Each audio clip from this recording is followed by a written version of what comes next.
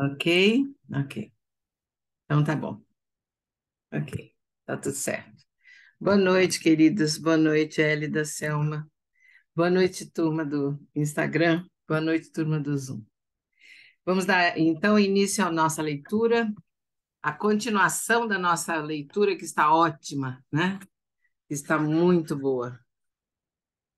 E nós estamos num pedaço do livro assim muito, muito forte, muito intenso, muito significativo para a nossa vida.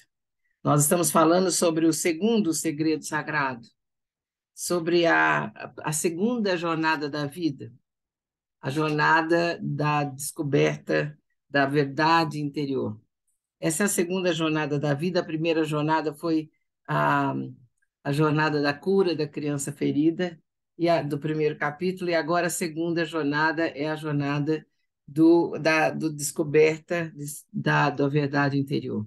E nós estamos vendo essa dissolvendo, né? Dissolvendo a divisão interior, a descoberta e a dissolução da divisão interior.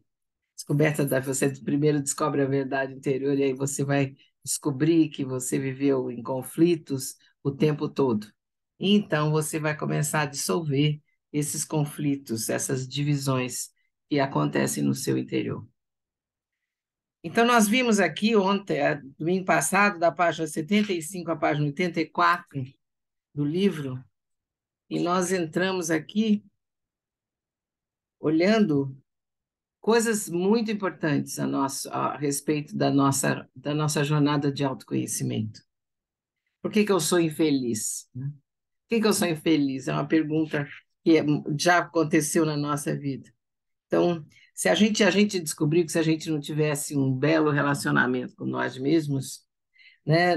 Tudo em nossa vida, a maneira como a gente anda, a maneira como nós falamos, nossa voz, nossos raciocínios, nossas tentativas de alcançar sucesso seriam atingidos pelo incômodo da insegurança.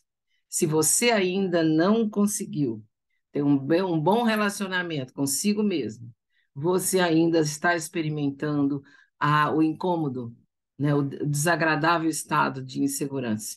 E eu tenho a impressão que todos nós conhecemos esse estado, com certeza. E por mais que busquemos soluções externas para mudar como nós sentimos, não como nós nos sentimos sobre nós mesmos, não há qualquer prova da existência de alguém que tenha encontrado a felicidade enquanto estava brigando consigo mesmo. Então, essa é uma coisa importante, esse é um ponto importante da gente prestar atenção naquilo que nós lemos, né? Nós lemos. Então, quando nós estamos perdidos no confronto entre visões e opiniões conflitantes, situações de resistência, de competição dentro do nosso ser, dentro da nossa mente, nós esquecemos que a vida pode ser boa, que a vida pode ser bonita. Nós nem lembramos como a vida pode ser. A gente fica tão perdido, você fica tão perdido dentro desses pensamentos conflitantes que você se esquece de que a vida pode ser melhor, né? E aí nós entramos nessa parte importante que Prita Di coloca para nós, que são as três expressões do eu em guerra. Esse eu em guerra consigo mesmo, esse eu em guerra, lutando consigo mesmo, essa luta de você com você mesmo. E nós vimos algumas coisas, nós vimos a história do rei Ravana, que tinha 10 cabeças, significando que ele estava completamente dividido na sua mente, e por causa disso, apesar de ser uma pessoa extremamente inteligente, capaz, criadora e incrível, ele criou um caos em torno dele, criou caos e morte na família dele, em torno dele, acabou destruindo o reino maravilhoso que ele tinha de tantos conflitos que ele tinha em sua mente. Aí Prita Di pergunta para nós aqui: se o nosso mundo interior for um campo de batalha, como nós vamos poder alcançar os belos estados de felicidade e de liberdade? Então eu pergunto a você agora aqui, se você pode olhar para a sua vida e perceber quando você sentiu liberdade e felicidade. Livre para ser quem você é, sem nenhuma resistência. Quando aquele momento da sua vida em que você nem lembrou, você viveu apenas.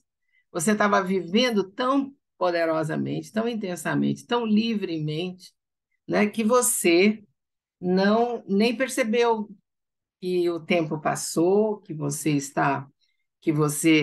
estava vivendo aquele momento e aquilo voou. O tempo voa quando a gente está feliz e livre. Não é assim que a gente fala? Ixi, voou o tempo, nem percebi. Passou tão depressa. Que pena que acabou. E a gente fica querendo voltar lá naquele momento em que a gente estava tão feliz, tão livre e tão satisfeito. E fica lutando para voltar naquele lugar onde que já passou, que já ficou no passado. Eu acho importante você prestar atenção quando Prita diz chama o eu encolhido. Ela diz: enquanto a fonte dos conflitos em nossa vida pode parecer externa, a verdade somos nós mesmos. Na verdade, somos nós mesmos que liberamos essa força destrutiva no mundo quando a gente adota uma das seguintes expressões do eu em guerra: o eu destrutivo, o eu encolhido e o eu inerte. E nós vimos na última leitura o eu encolhido e o eu destrutivo. O eu encolhido, ela contou a história do Alex, e aí você chega e pergunta qual que é a verdade do eu encolhido. O eu encolhido é alimentado pelo vício de você se comparar com os outros e não se sentir nunca à altura dos outros. Esse é o eu encolhido. Você se compara, é comparação o tempo todo, você se compara com o outro e nunca dá conta do recado. Você está sempre aquém daquilo que você gostaria. Então, você se sente pequeno e insignificante. Isso é importante, essa revisão. Você fica nervoso na presença daqueles que você acredita que são mais inteligentes, mais bonitos, mais talentosos, mais ricos, mais espiritualizados, não é? Você imagina que os outros julgam você inferior e você fica constrangido sempre. O seu eu fica encolhido sempre, encolhido sempre. Então, veja bem, esse eu encolhido está aí em alguns momentos da nossa vida. E é importante você olhar para ele e perceber quando ele aparece, ou se ele está tomando conta do palco da sua vida nesse momento. Aí ela fala sobre o eu destrutivo, que é a segunda manifestação do eu em guerra, né? E a motivação importante, a mais importante do eu destrutivo, é o hábito, é o vício, o hábito viciante de comparar as nossas vidas reais, a sua vida real, essa vida que você vive aí, com o que você acha que ela deveria ter sido. Eu tenho uma vida boa, mas ela poderia ter sido diferente. Mas eu tenho isso, eu faço aquilo, minha vida é assim, é assado, mas ela poderia ser melhor. E você está sempre comparando a sua vida que você vive real com aquilo que você acha que ela poderia ter sido. Esse é o eu destrutivo, o eu que desconstrói, desmonta a sua realidade e não permite que você viva e desfrute daquilo que você tem. Então, veja bem, ela conta uma história também, né? Ela diz aqui que quando a gente se cede a esse eu destrutivo, você se torna emocionalmente desequilibrado, impulsivo, instável. Um eu destrutivo pode se manifestar como? Importante isso. Como é que esse eu destrutivo pode se manifestar? Como perfeccionismo, mania de perfeição. Ele pode se manifestar como ambição excessiva. Eu quero mais, é mais, é mais. Nunca você está satisfeito com o que você tem, ou o que você é, ou o que você conseguiu. Você não desfruta daquilo que você realizou. E também pode se manifestar como crueldade, ou então em vícios que você adquire, vícios de prazer, vícios hábitos desagradáveis que você pode começar a desenvolver na sua vida, ou excesso de trabalho, mania de trabalhar, workaholicismo, vamos chamar assim, mania de trabalhar. Aquela pessoa, você, que está totalmente dedicada apenas ao trabalho. E diz que o trabalho é a coisa mais importante, e daí você não tem nada mais tem tempo, porque o resto, dessa forma, nada mais dá tempo para você. E dessa forma, todos os outros aspectos da sua vida acabam virando um caos. E hoje, então, nós vamos para o eu inerte. Ok? Fizemos uma pequena revisão. Vocês se lembraram direitinho? Mandei pelo e-mail alguma meditação para vocês, uma contemplação, tá? E o link da leitura anterior para você emendar, não ficar assim no ar, que essa é uma leitura continuada dos três eus em guerra. Então vamos lá? Vamos começar? Ok. Todas as pessoas que entram no Zoom são obrigadas a fazer a inscrição, colocar o e-mail, e através desse e-mail do Zoom que eu posso mandar para vocês algum material que eu tenha recolhido, tá bom? Ok? Então vamos lá. Todo mundo pronto? Deixa eu ver as carinhas aqui no Zoom, que no Instagram não posso ver. Então tá bom. Glorinha, querida, minha prima querida, está por aí também. Deixa eu ver quem mais. Não consigo acionar vocês do Instagram para participar ao vivo, a não ser que você escreva, aí eu vou mais ou menos lendo. Nem sempre eu consigo responder agora. Deixamos as perguntas e as respostas, os comentários e os contribuições e os relatos e as experiências para uma conversa de 20 minutos depois da leitura no Zoom. Então, se você quiser partilhar, conseguir falar, você vai para o Zoom e fica aí depois da leitura mais um pouquinho para a gente poder conversar um pouquinho. Tem sido muito importante essa conversa depois da leitura, ok? Então, coloque sua mão sobre o livro, isso, e feche os olhos devagar. Vamos nos preparar para a leitura. Tudo que você faz na vida é sagrado. Encare assim. Coloque uma visão espiritual para essa leitura. Nesse momento, você respira conscientemente, inspira longamente e expira lentamente.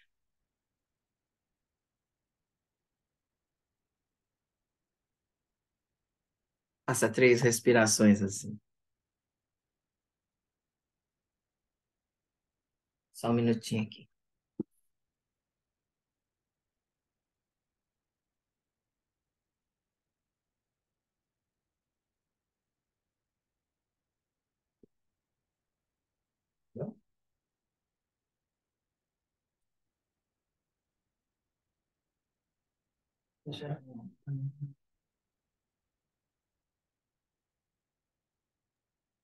Desculpe a interrupção. Respirando profundamente,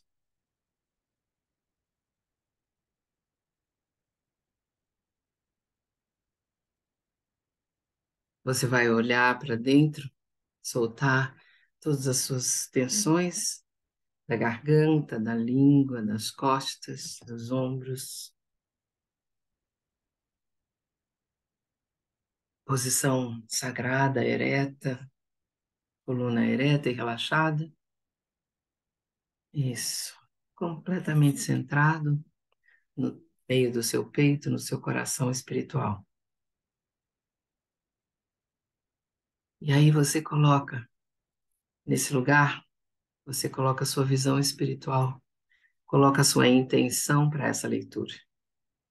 Que ela venha, e todos os insights, todas as coisas, os ensinamentos que vierem, se tornem experiência vivida para você, se torne a sua verdade e ajudem você a caminhar na direção do despertar espiritual, da consciência, da expansão da sua consciência para uma vida vivida em belos estados de ser. Ok?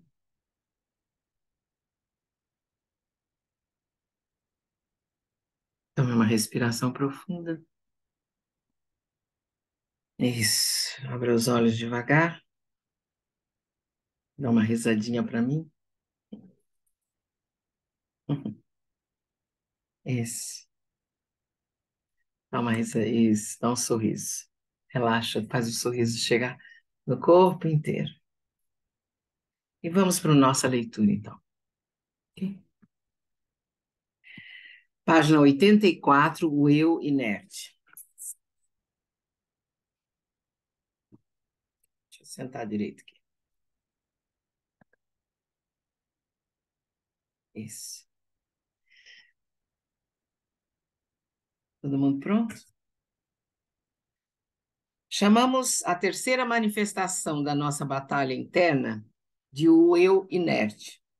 Por toda a vida, Beth se comparou com as irmãs, sempre se considerando inferior. Ela não era tão bonita quanto as outras e uma dificuldade de aprendizado fez com que não conseguisse alcançar o mesmo sucesso profissional que as irmãs desfrutavam. Para piorar ainda mais a situação, os seus pais a acusavam de ser preguiçosa, o que servia apenas para piorar a sua guerra interior. Assim, a Beth entrou em um ciclo vicioso. Ela comia em excesso, não fazia exercícios, nem trabalhava e perdeu a pouca confiança que já tivera um dia em si mesma. O pouco dinheiro que conseguia juntar era gasto imprudentemente. Ela sonhava com a vida que sabia merecer, mas que parecia extremamente fora do seu alcance.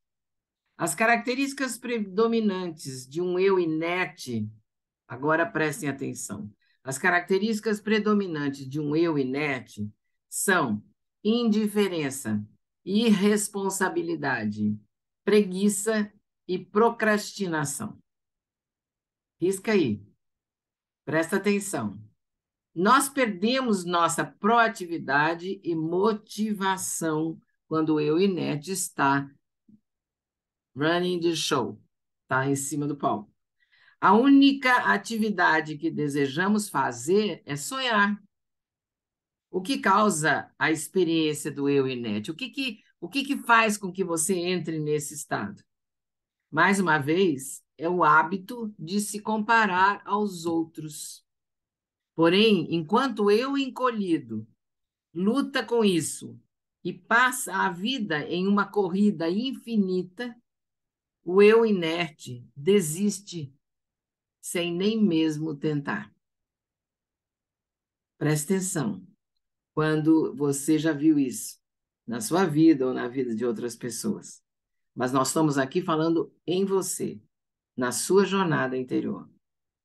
O eu inerte, a única, o que mais uma vez é o hábito de se comparar com os outros. Porém, enquanto o eu encolhido luta infinitamente, o eu inerte desiste. Ele nem mesmo tenta.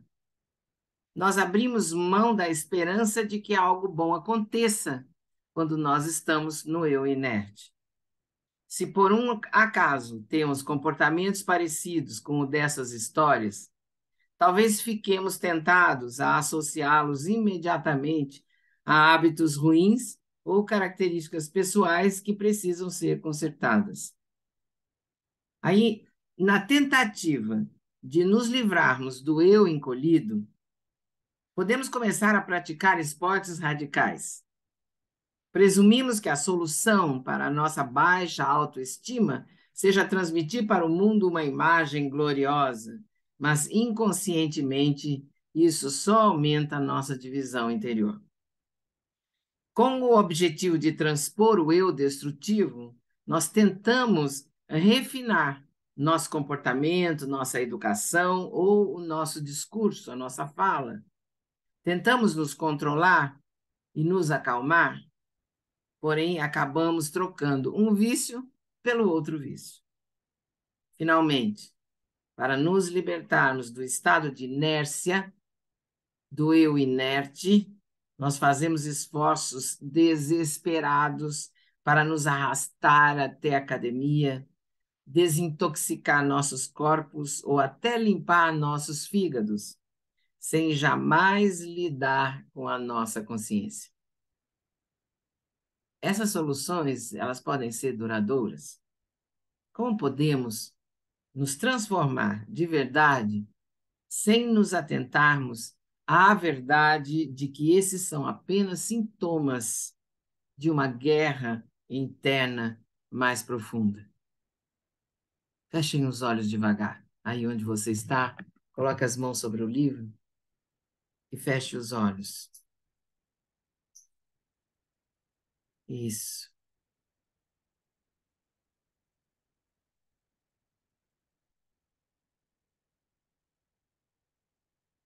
Pause.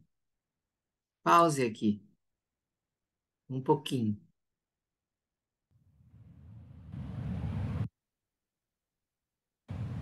Observe aí, na sua vida, os momentos em que você não gostou de você. Momentos em que você odiou você. Momentos em que você ficou muito incomodado com você mesmo.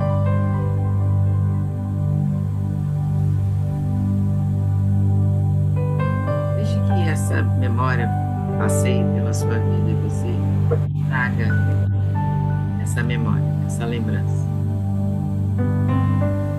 Momentos em que você se detestou.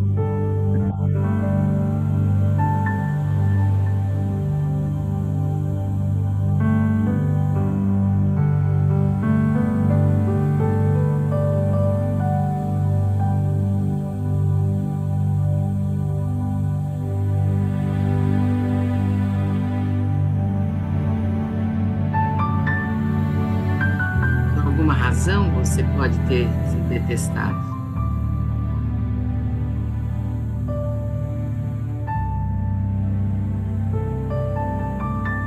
Situações e momentos em que você mentiu sobre você mesmo. Fez pose de forte quando você se sentia fraco. Disse que fez uma coisa para parecer bem quando você não fez. E você ficou tão desconfortável com isso por dentro. O que você inventa sobre você a cada momento que deixa você infeliz?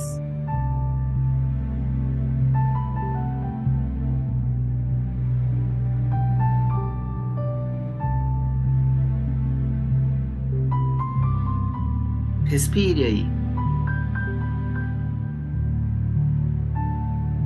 Você se entrega facilmente a sentimentos de inferioridade e falta de confiança?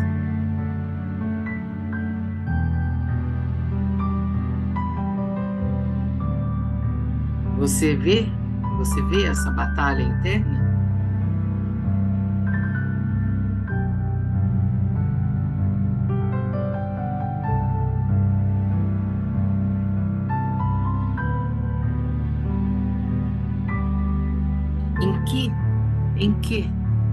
Em que eu? Qual é o eu? Essa batalha interna, interior, transformou você? Em que eu? A guerra aí dentro de você transformou você?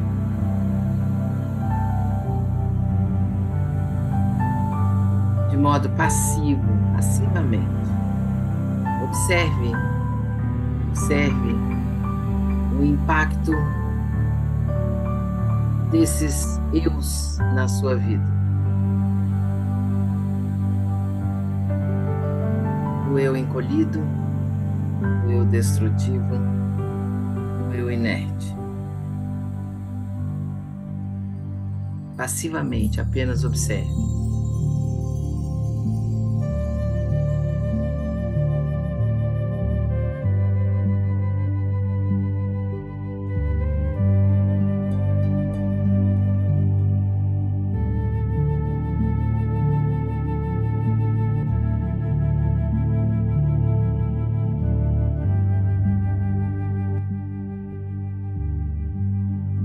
Respire. Aí talvez você queira anotar alguma coisa no seu caderno de bordo. Então você pode anotar aí agora, abrindo os olhos devagar.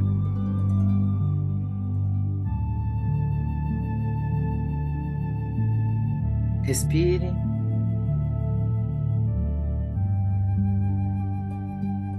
E retorne. Ok?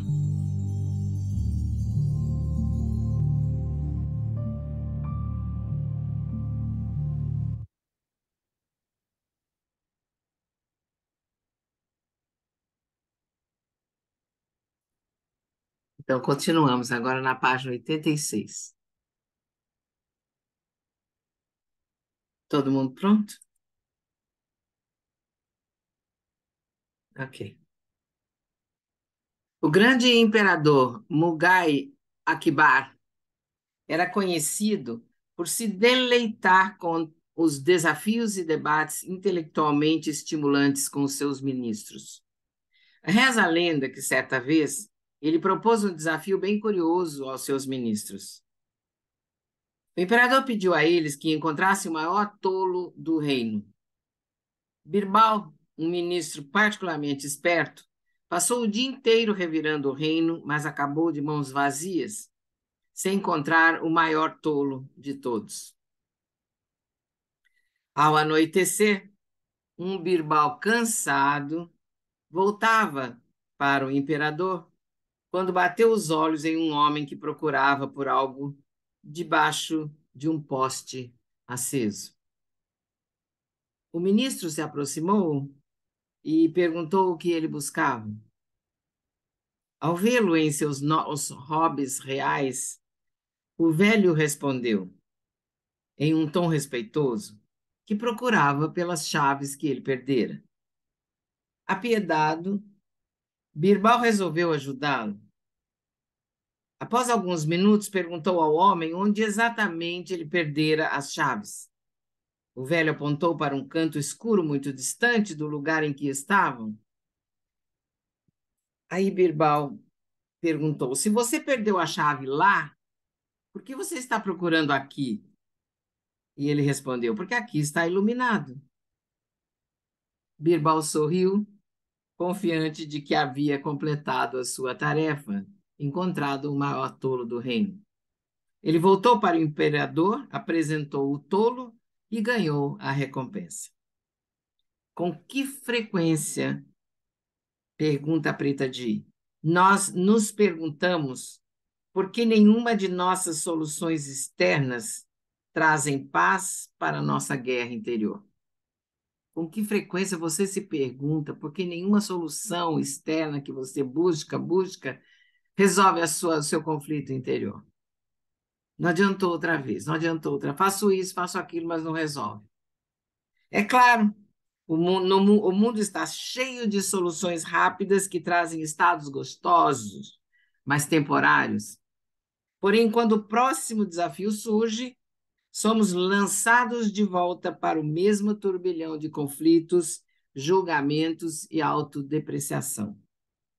Assim como o velho da história de Birbal, não conseguimos solucionar nossos problemas porque não sabemos onde procurar as respostas.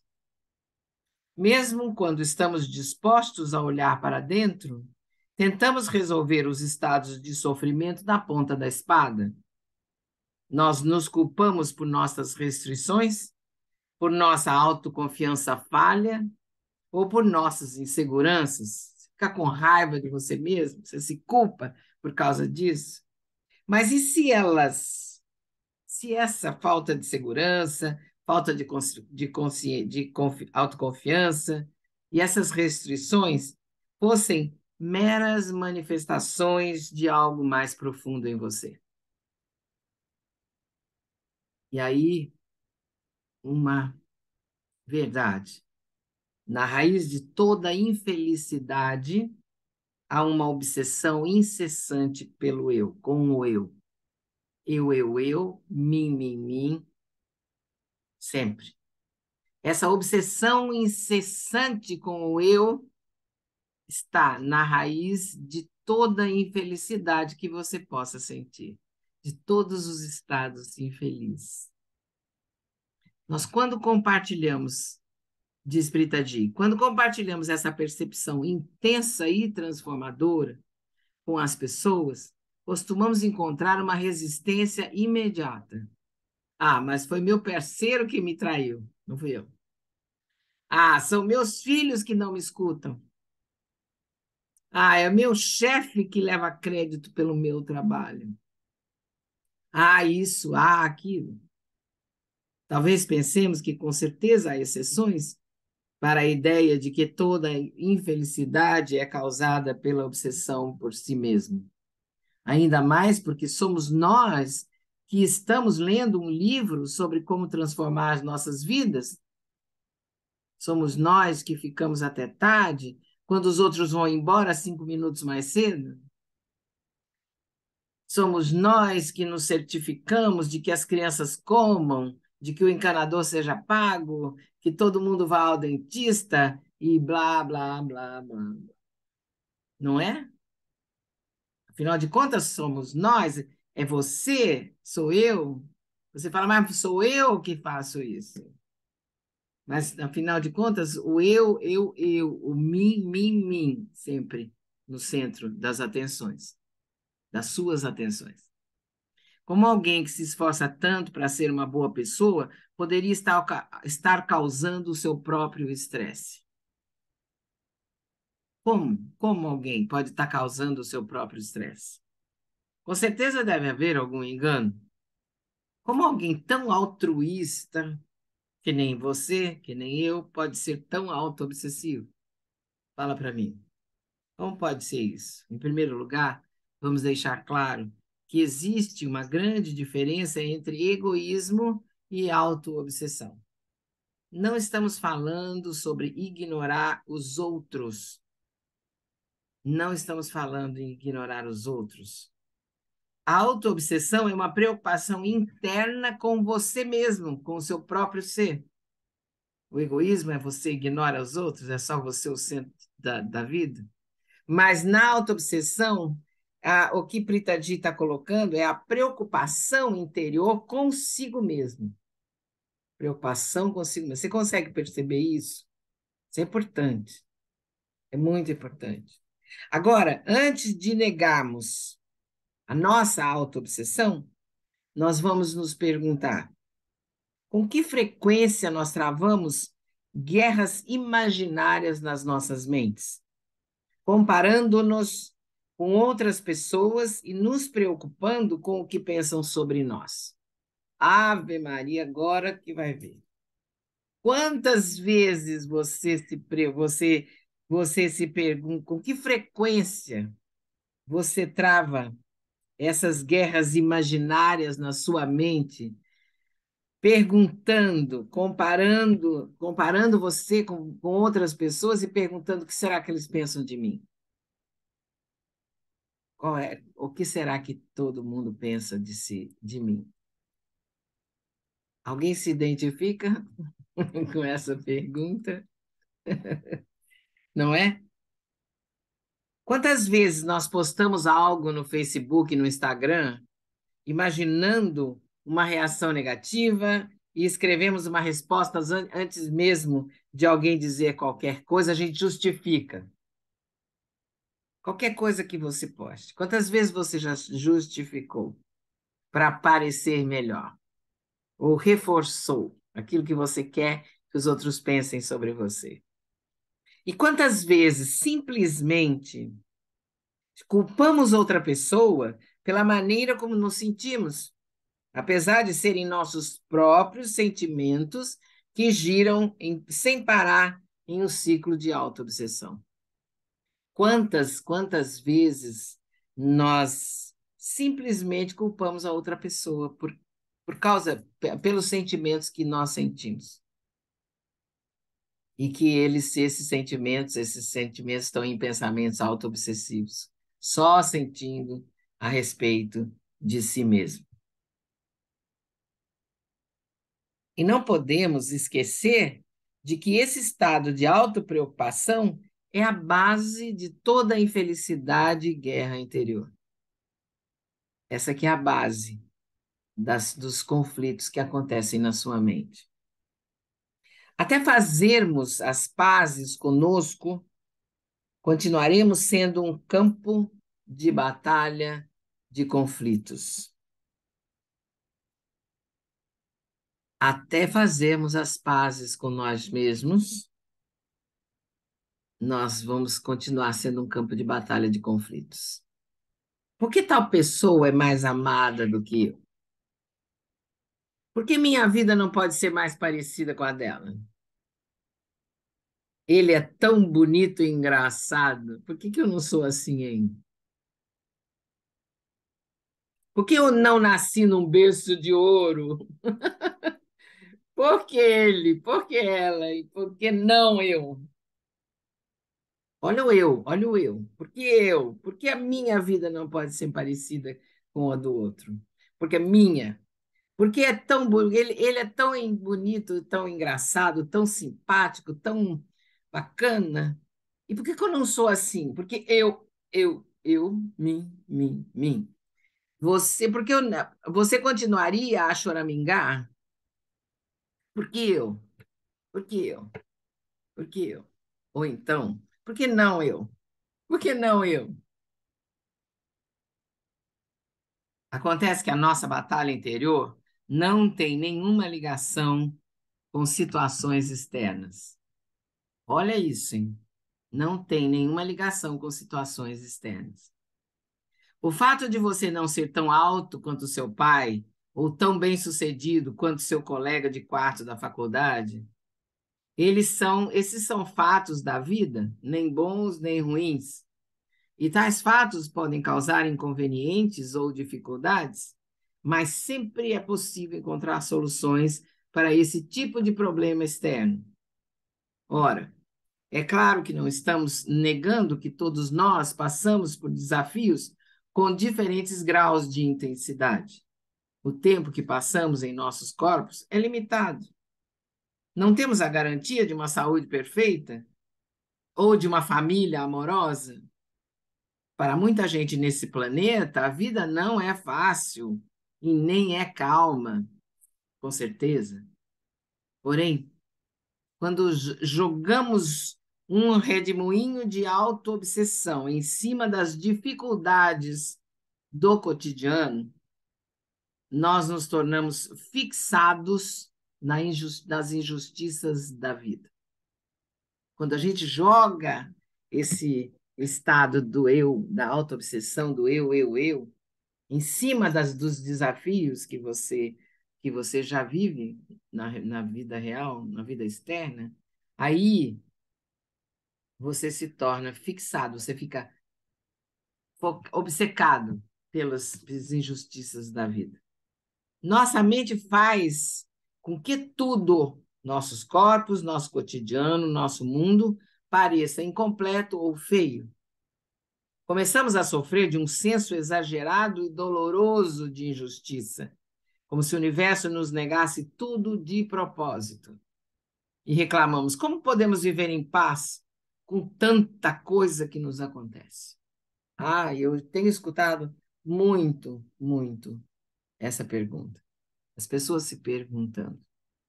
Você consegue se identificar nessas questões em momentos da sua vida? Como podemos viver em paz? Como que eu posso viver em paz com tudo isso que está me acontecendo? E a Pritadi fala, veja bem, nossa batalha interior não tem nada a ver, nenhuma ligação com as situações externas. Quando a gente joga a obsessão, a auto-obsessão em cima das situações externas, aí nós nos tornamos, a gente se fixa nas injustiças da vida. E nossa mente, a mente em nós, faz com que tudo, corpo, cotidiano, nosso mundo, pareça incompleto ou feio. Não adianta nem pensar, porque você não consegue ver beleza ou completude em nada. Será que você já não percebeu que em tais estados de sofrimento, os problemas e o caos só aumentam? Você já percebeu como aumenta quando você fica fixado nas injustiças da vida? Como as coisas, parece que piora. Aí você vê e fala assim, nossa, uma coisa puxa a outra, não basta isso, tá ruim, começa a ficar outra coisa ruim, vem mais ainda. Não é assim que a gente escuta e a gente fala? Você já não percebeu que quando você está em estados de sofrimento, de conflito, os problemas e o caos só aumentam? Tenho certeza que você já percebeu. Quando a obsessão por nós mesmos toma o controle, questões atuais da vida permanecerão sem solução. Nós desenvolvemos uma mente eternamente insegura, que facilmente percebe insultos ou desrespeito, mesmo quando não há nenhum. Ficamos desgostosos com quem somos e nos tornamos obcecados com a imagem de quem nós deveríamos ser. Em uma tentativa desesperada de sobreviver psicologicamente, tentamos nos enquadrar nos padrões de outras pessoas e ganhar a sua atenção. Você cola em algum modelo que você gostaria de ser. Nós ficamos desgostosos com quem somos. A mente desenvolve um poder enorme de perceber desrespeito, ofensa, insulto, onde nem tem nada a ver. Tudo você toma pelo pessoal. Acabamos nos tornando pessoas que usam muitas máscaras por isso, enquanto o poder verdadeiro do belo estado de consciência nos ilude. Podemos até participar de conversas sobre amor próprio e como cuidar de nós mesmos, fazer cursos, formações, mas com frequência nos agarramos a soluções superficiais que não lidam com o problema principal da autopreocupação obsessiva. E como podemos cuidar de nós mesmos de verdade quando permitimos que o nosso interior permaneça em um estado de sofrimento machucado e dolorido?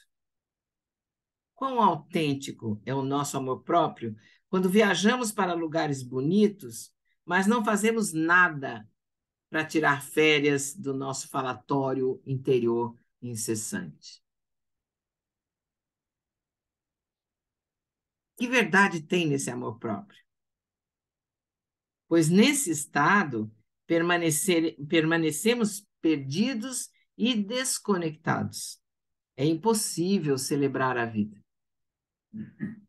O amor próprio, autêntico, exige que nos afastemos da autoobsessão e entremos em um belo estado de ser. Mas como fazer isso? Ao sair da obsessão dolorosa e passar para uma observação gentil. Como é que a gente sai desse hábito, desses eus? Como é que a gente sai? Saindo da obsessão dolorosa e passando para uma observação gentil. De acordo com o Dr. Daniel Siegel, professor de psiquiatria, sempre que entramos em um estado de observação, quando a gente para e começa a olhar, observar o que está acontecendo dentro, a atividade neural em nosso cérebro sai da amígdala. A amígdala é o centro aqui do nosso cérebro límbico.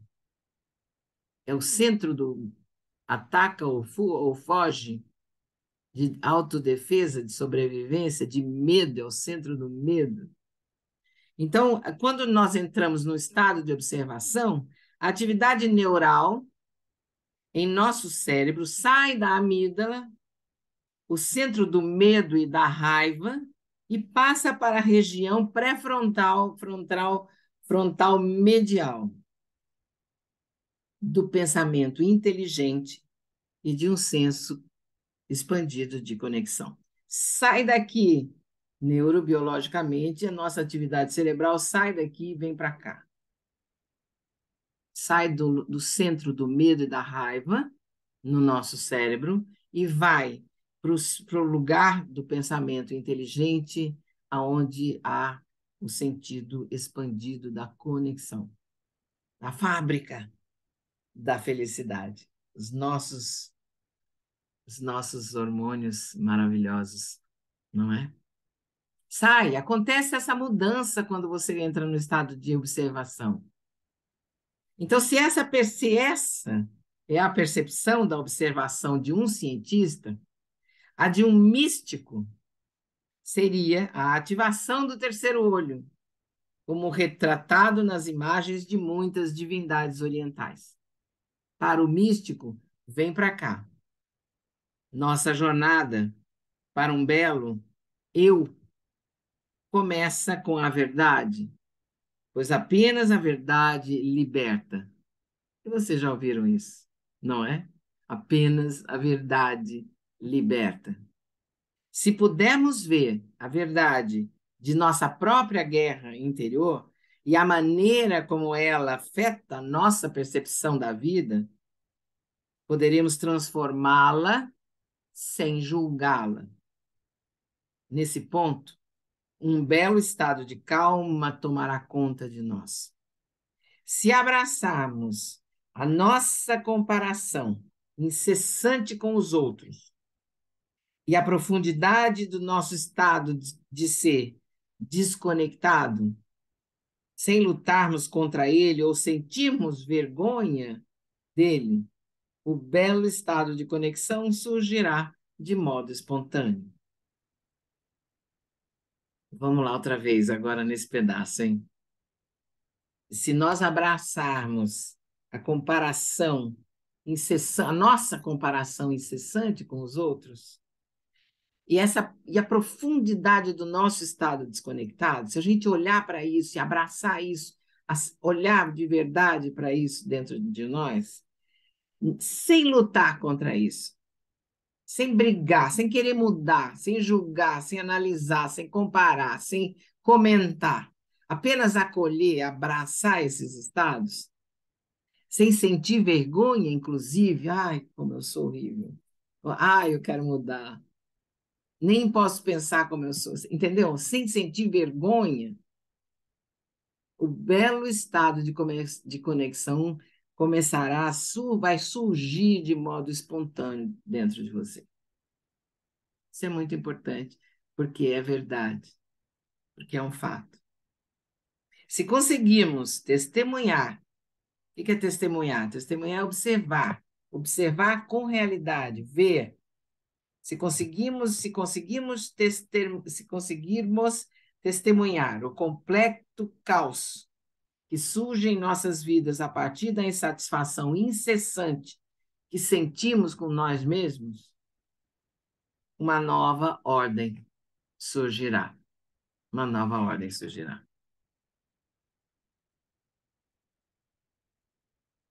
Vejamos a história de Maureen, uma mulher mediterrânea que teve a coragem de transformar seu senso de si mesma. Maureen nos conheceu quando tinha 40 e poucos anos. Ela trabalhava no mundo corporativo e projetava uma imagem de durona. Era atlética e não sorria com frequência. Até as palavras mais comuns saíam da sua boca com certa dureza. Porém, conforme eu guiava os buscadores espirituais por uma jornada de completude durante no retiro, Maureen passou por uma metamorfose verdadeira. Quando era uma criança de 8 ou 9 anos, ela fora estuprada por um desconhecido. Enquanto o homem ia embora, ele lhe dera uma cuspida e dissera: "Você é uma garota muito feia." Com o passar dos anos, Maureen se consultara com muitos terapeutas para superar a raiva e o sentimento assustador de não se respeitar. Foi casada 2 vezes. Seu portfólio era impressionante. E ela era conhecida no mercado por sua eficiência e praticidade, mas nunca sentia receber o respeito que ela merecia. Enquanto a guiávamos para um estado meditativo profundo, Maureen observou seu trauma pela primeira vez, como uma espectadora passiva, só olhando, sem analisar, sem comentar, sem julgar, sem nada, apenas viu. Ela viu o trauma dela pela primeira vez como uma observadora passiva. Não havia um eu guerreiro berrando que aquilo não devia ter acontecido. Minha vida deveria ter sido diferente. Não havia um deveria ter sido, ou um não deveria ter sido. O evento simplesmente acontecera quando ela testemunhava como espectadora passiva. Ela viu o evento. Ele simplesmente acontecera. Todos os momentos pelos quais passara simplesmente aconteceram. Essa era a primeira vez que ela via a sua vida sem se deixar levar por seu interior ferido. Enquanto Maureen mergulhava profundamente na meditação do campo ilimitado, uma experiência muito diferente aconteceu. Ela se sentia abraçada, ela se sentiu abraçada pelo próprio universo.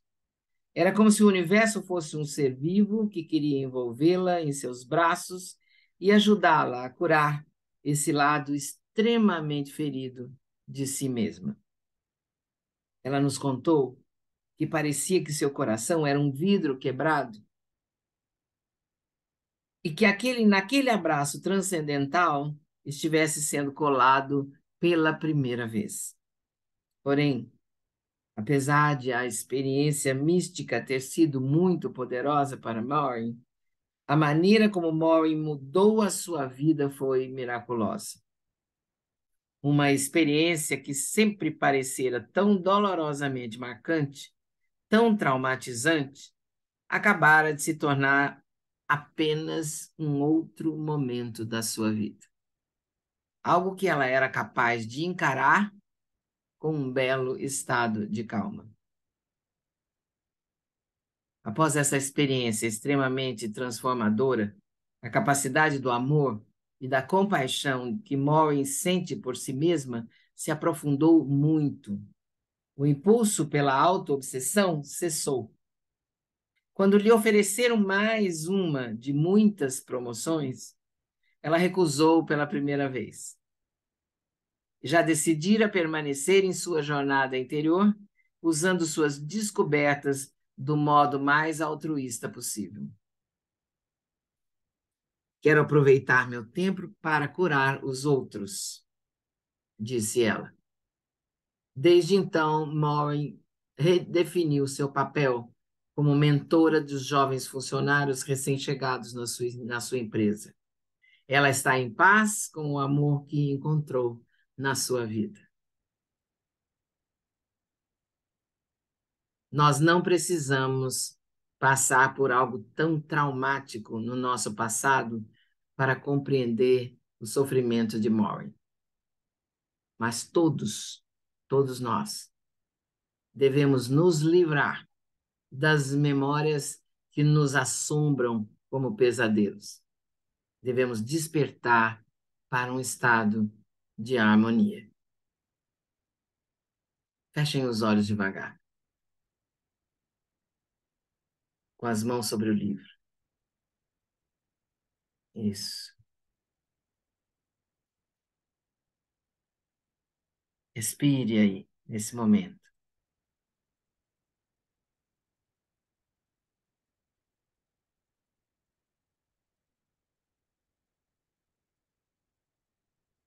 Contemple o que você acabou de ouvir, os ensinamentos que isso trouxe para você, as memórias da sua vida.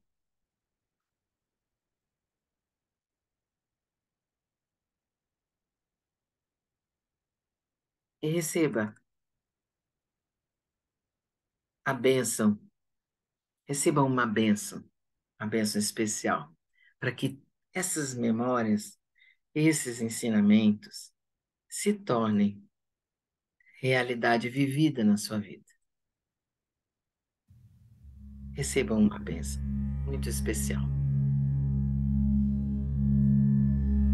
Respire no seu coração, onde você começou essa leitura.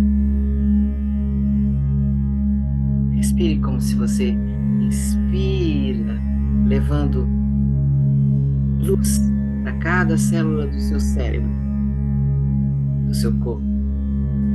E expira, vendo todas as células do seu corpo rebrilharem. Isso. Faça 3 respirações assim.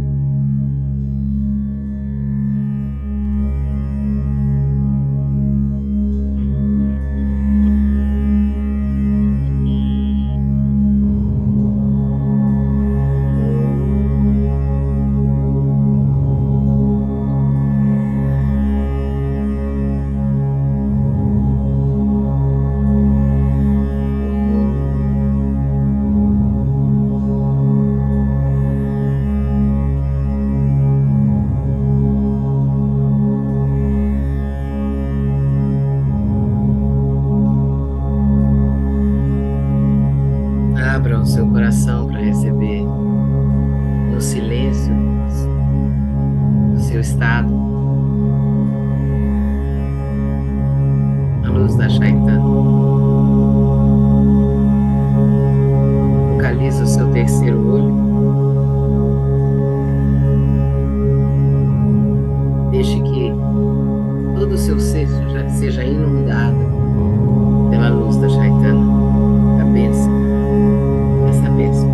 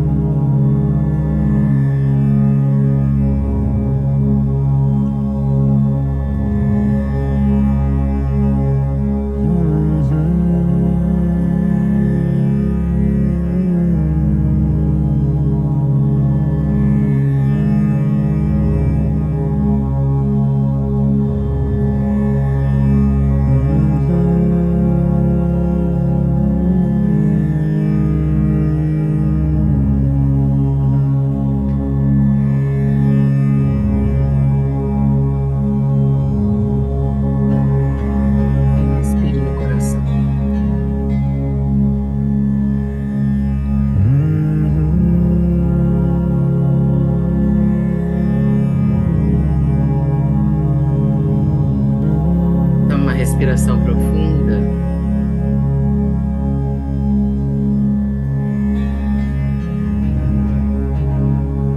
Celebre. Celebre aí onde você está. Com muita gratidão, nós finalizamos nosso encontro hoje.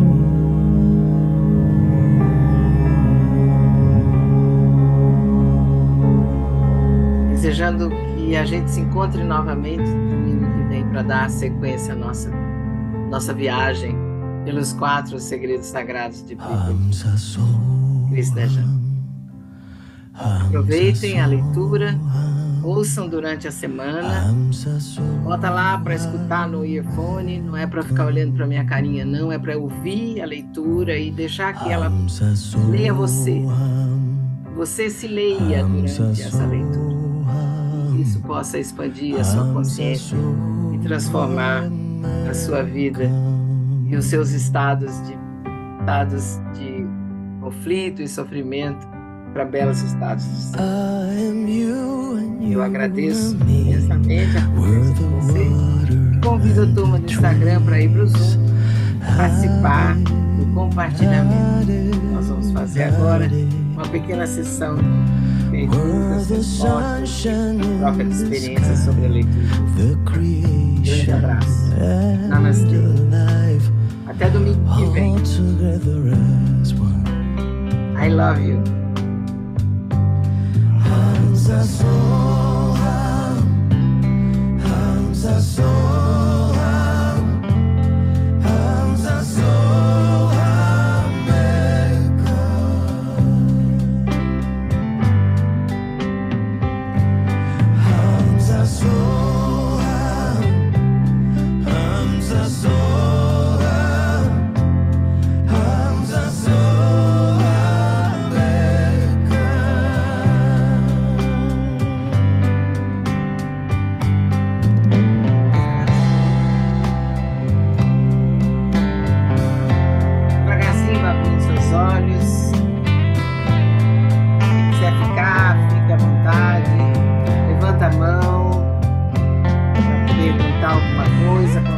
Você sentiu com essa leitura? Vamos lá?